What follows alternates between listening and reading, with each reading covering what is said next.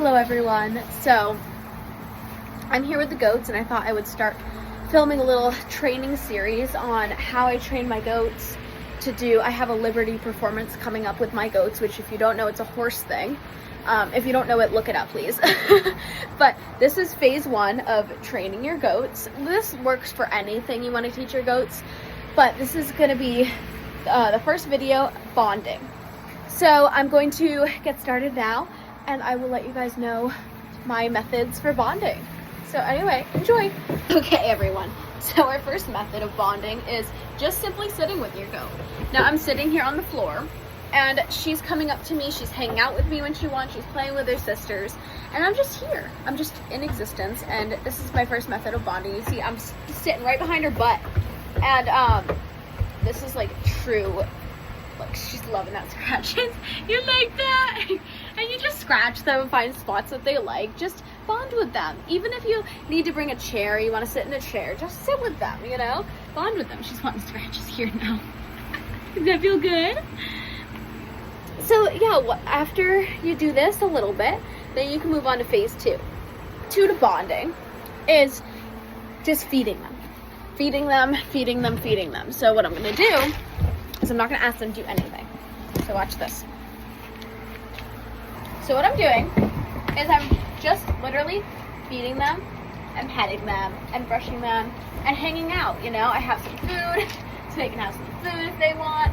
They can get love and pets. And hand feeding is a great way to get them to bond with you. You do have to be cautious. They are like fighting so bad down here. But you do have to be cautious though, because you don't want them to be all over you so much that they're in your personal space. So you do have to teach them boundaries, but hand feeding is a great way. You can see my goats clearly know boundaries. They're great at boundaries. You know, it's whatever you're comfortable with. Your personal space is personal to you. And my personal space just so happens to be very small. Emerald, you're on my phone. That's brand new. I just got that today. Okay, so my phone almost just like died. So anyway, my personal space is not very big, as you can see. And they're really playing tonight, so I'm just kind of letting them do their thing. Hi, Gold. Anyway, this is kind of running long. I don't want my storage to fill up. So let's go on to step 3. Step 3 is very, very similar to step 1, but you're brushing them. Brushing. Literally, take them and brush them. Brush them all over, and you want to touch them all over, and make sure they're comfortable being touched all over.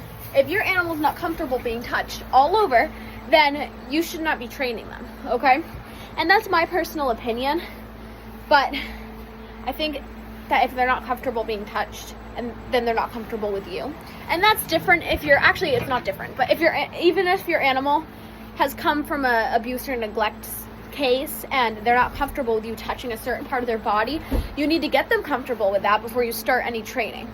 So with Goldie here, you can see I can touch her head, I can touch her body, I can touch her legs, I can touch her tail. She's not a huge fan of her tail, but she doesn't like freak. I can touch her ears.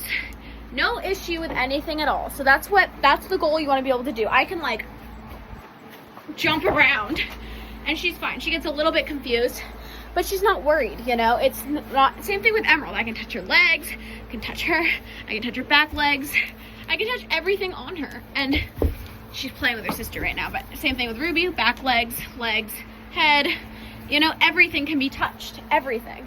So please work with your animal on this. It's very important. So that's pretty much what you want to do. I'd say do that for the first week until your animal's comfortable with you touching all their body parts, with you sitting with them, and they're approaching you, being excited to hang out with you. And do that for the first week. Do not go to step 2, phase 2, which is going to be the next video, before this stage. Even if your animal's comfortable with all these things, please still do it on a regular basis. And a regular basis is not once a week. A regular basis is every other day, every day, even if it's just for 5 minutes. Okay, it's not a huge commitment. Please do this, okay? And then please come back. I have it linked. So check out phase 2 of training your goat. Thank you so much for watching. Bye.